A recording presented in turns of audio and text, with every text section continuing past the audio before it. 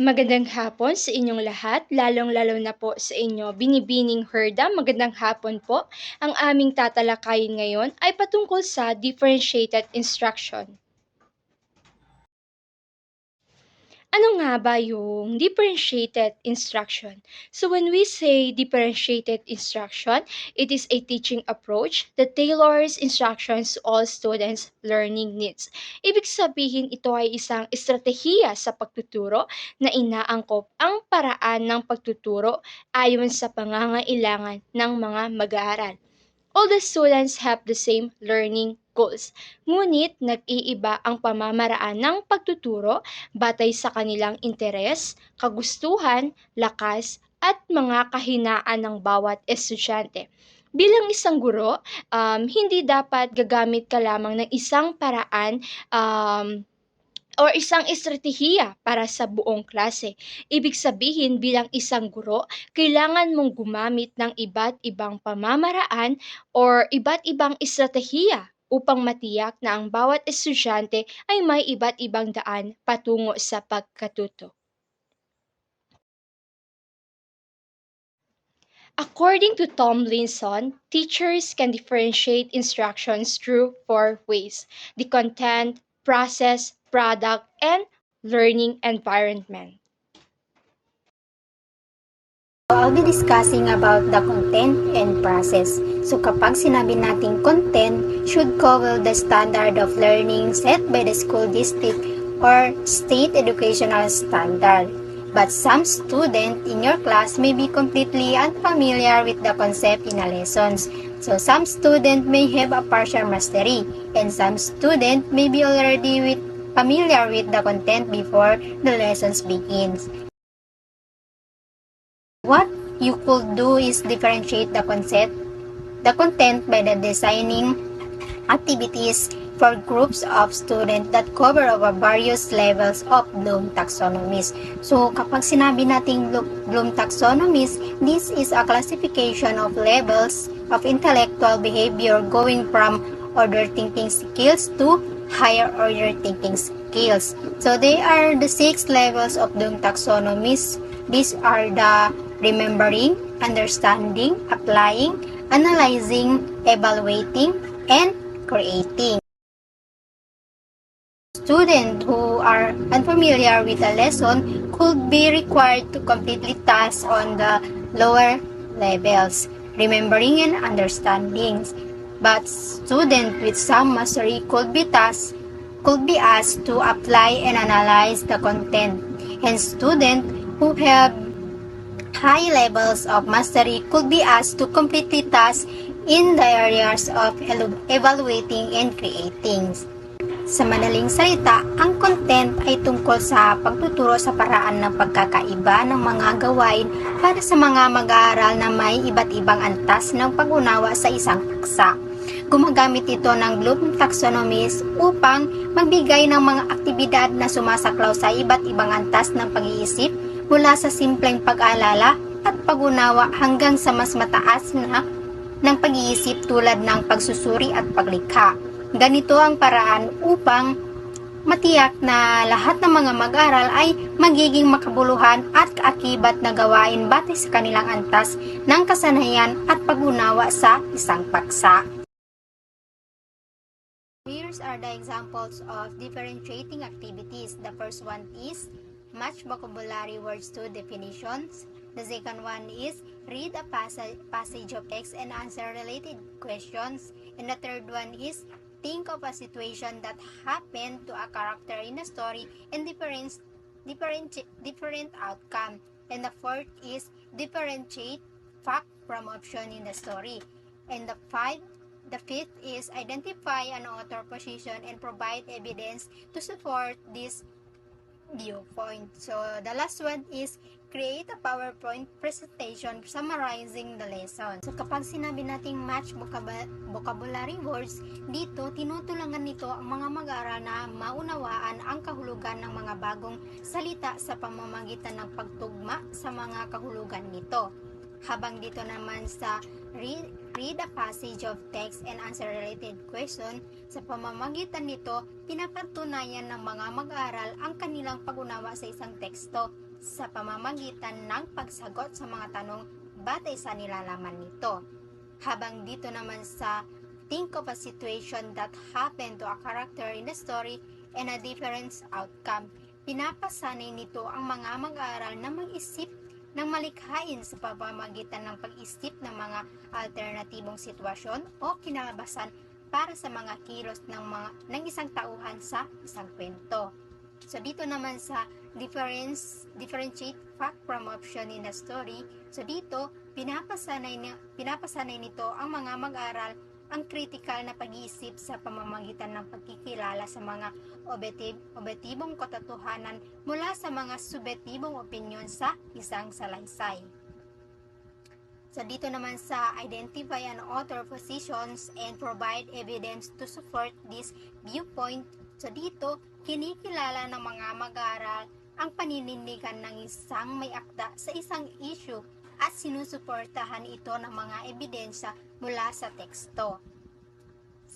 Dito naman sa panghuli ay ang create a PowerPoint presentation summarizing the lesson plans. So kasama ang gawain na ito ang pagbubuod ng mga pangunahing punto mula sa aralin sa isang visual na presentasyon upang maipapakita ang pag-unawa.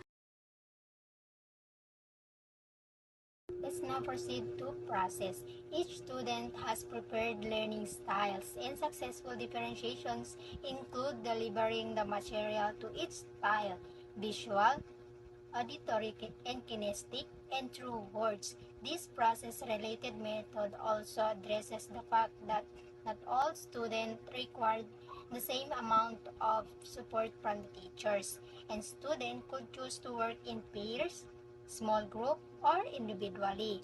Meanwhile, students may benefit from one-on-one interaction with you or the classroom aide. Others may be able to progress by themselves. Teachers can enhance student learning by offering support based on the individual's need.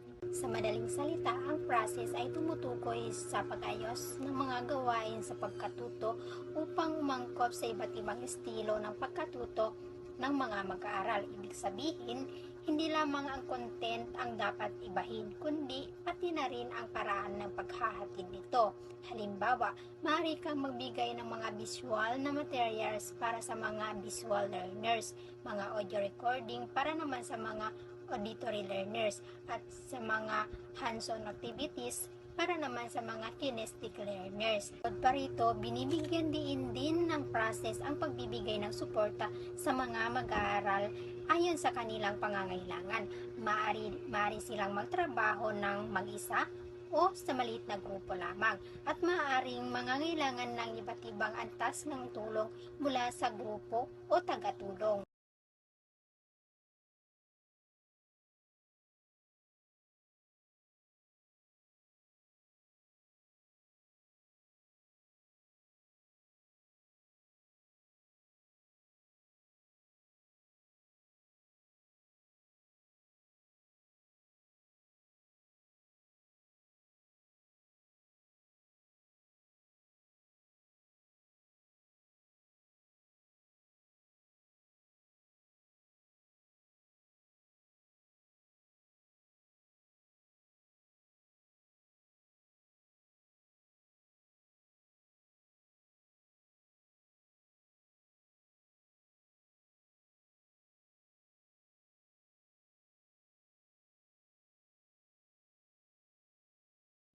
So here's are the examples of differentiating the process. The first one is provide textbook for visual and word learners. And the second one is allow auditory learners to listen to audiobooks. And the third one is give kinesthetic learners the opportunity to complete an interactive assignments online. So dito sa provide textbook for visual and word learners, ito ay isang paraan ng pagkakaiba ng proseso na kung saan ibinibigay ang mga aklat o teksto sa mga mag-aaral na mahilig sa visual na material o sa pagbabasa ng mga salita.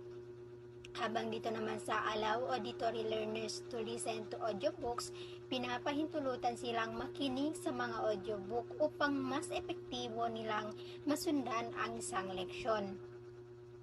Dito naman sa give kinesthetic learners the opportunity to complete an interactive assignments online, binibigyan sila ng pagkakataon na gumawa ng mga interactive na gawain online na magpapakilos sa kanila habang natututo.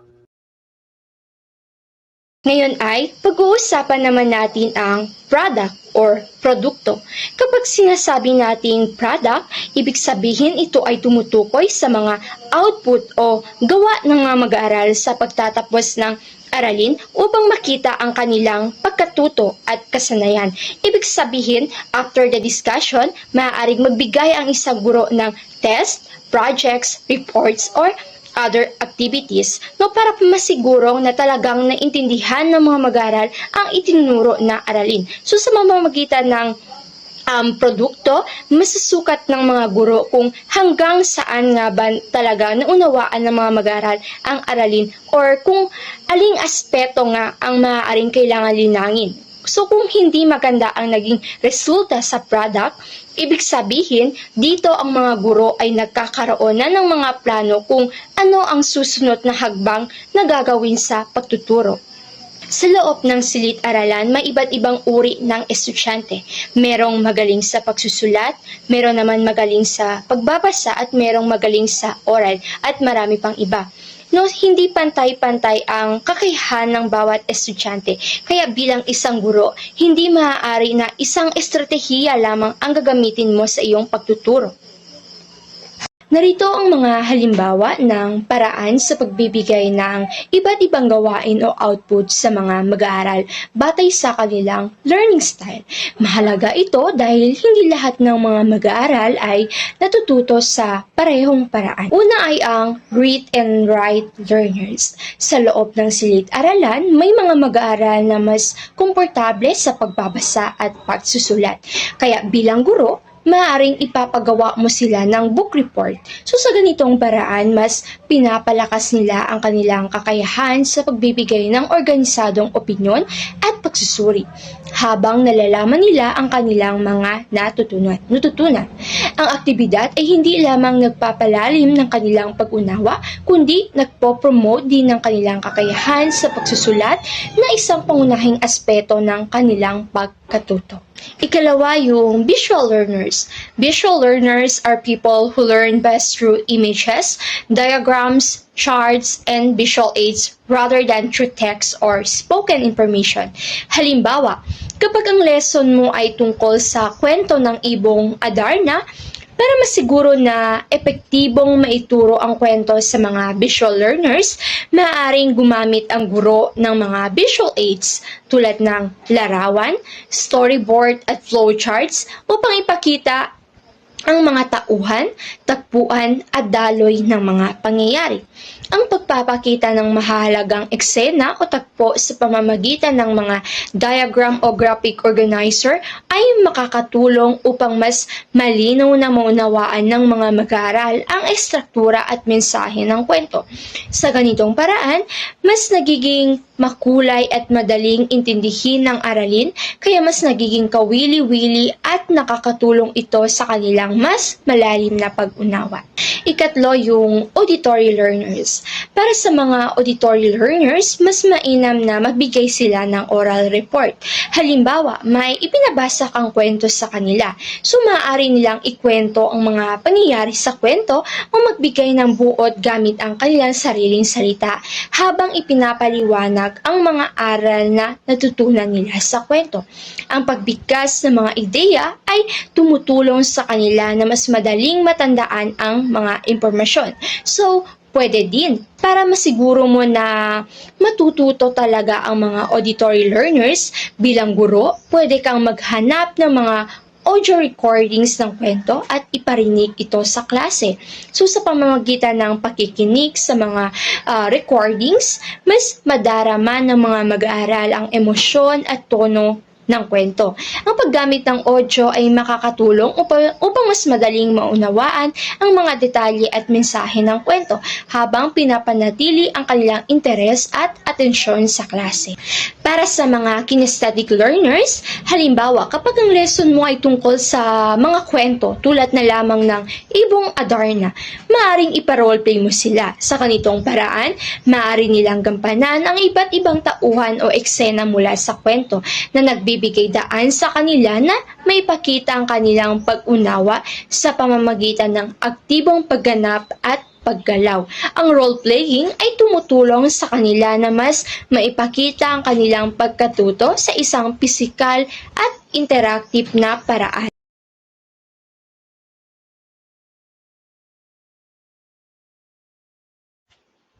Ngayon ay pag-uusapan naman natin ang learning environment. Ang kapaligiran ng pagkatuto ay isang mahalagang aspeto sa mabisang pag-aaral. At kinakailangan isaalang-alang ang pisikal at psikolohikal na mga elemento upang maging optimal ang pagkatuto ng mga mag-aaral. Sa pisikal na aspeto, mahalagang ang pagiging flexible ng layout ng silid-aralan. Dapat itong maglaman ng iba't ibang uri ng kasangkapan at ayos na makakatulong sa parehong individual at pangkatang gawain. Halimbawa, maaari kang magkaroon ng mga mesa na maaaring i-rearrange ayon sa pangangailangan ng klase, tulad ng mga mesa na maaaring pagsamahin para sa grupong gawain o pakiwalayin para sa mga individual na aktibidad. Ang pagkakaroon ng mga upuan at mesa na madaling ilipat ay nagbibigay daan sa guro at mga mag-aaral na ayusin ang silid-aralan ayon sa uri ng aktibidad na isinasagawa. Samantalang, sa psikolohikal na aspeto naman ay dapat gumamit ang guro ng mga epektibong pamamaraan sa pamamahala ng klase upang makabuo ng ligtas at nakakasuportang kapaligiran sa pag-aaral. Halimbawa, maaaring mag-set up ng malinaw na mga patakaran at inaasahan sa klase upang matiyak ang lahat ay may pagkakataon na makilahok at maging komportable. Ang pagkakaroon ng isang malinaw na sistema ng pag-uugali at pagbibigay ng positibong reinforcement para sa mabuting asal at ay nakakatulong sa pagbuo ng tiwala at respeto sa pagitan ng mga guro at mga mag-aaral. Narito ang mga halimbawa ng differentiating the environment. Una ay ang break some students into reading groups to discuss the assignment. So sa ganitong paraan, ang bawat mag-aaral ay may pagkakataon na makipagpalitan ng ideya at makakuha ng iba't ibang pananaw mula sa kanilang mga kaklase. So halimbawa, kung ang aralin ay tungkol sa isang tiyak na akdang pampanitikan, maaaring hatiin ang klase sa maliit na grupo na magbabasa ng parehong akda at magtatalakayan ng kanilang mga opinyon at interpretasyon. Ang mga mag-aaral ay magkakaroon ng pagkakataon na ipahayag ang kanilang mga kaisipan at makinig sa iba na nagbibigay daan sa kanila na mas malalim na pag-unawa sa teksto. Ikalawa, yung allow students to read individually if preferred. Ang pagbibigay ng kalayaan sa mga mag-aaral na magbasa ng mag-isa kung mas gusto nila ay isang mabisang paraan upang matugunan ng iba't ibang estilo ng pagkatuto sa loob ng silid-aralan. Ang bawat mag-aaral ay may kanya-kanyang paraan ng pagkatuto. Ang ilan ay mas epektibo kung sila ay nagbabasa ng tahimik at mag-isa, dahil mas nagkakaroon sila ng pagkakataon na maunawaan ang kanilang binabasa sa kanilang sariling bilis at pamamaraan. Halimbawa, kapag may ipapabasa kang kwento sa kanila, so bilang guro, maaaring tanungin mo muna sila kung gusto ba nilang magbasa ng mag-isa o sa maliit na grupo. Kasi may ilang mga mag-aaral na pumili na magbasa ng mag-isa dahil mas komportable sila kapag tahimik at walang kausap, dahil dito mas nakapokus sila sa binabasa nila. Ang ikatlo ay ang create quiet spaces where there are no distraction. Bilang guro, maaari kang mag-set up ng isang bahagi ng silid-aralan na may mga komportableng upuan at may mga divider upang lumikha ng isang tahimik na lugar. Sa espasyong ito, ang mga mag-aaral na mas gustong magtrabaho sa isang tahimik na kapaligiran ay maaaring pumunta at mag-aral ng walang istorbo. Ngayon naman ay dumako tayo sa pros. Research show differentiated instruction is effective for high ability student as well as student with mild to severe disabilities.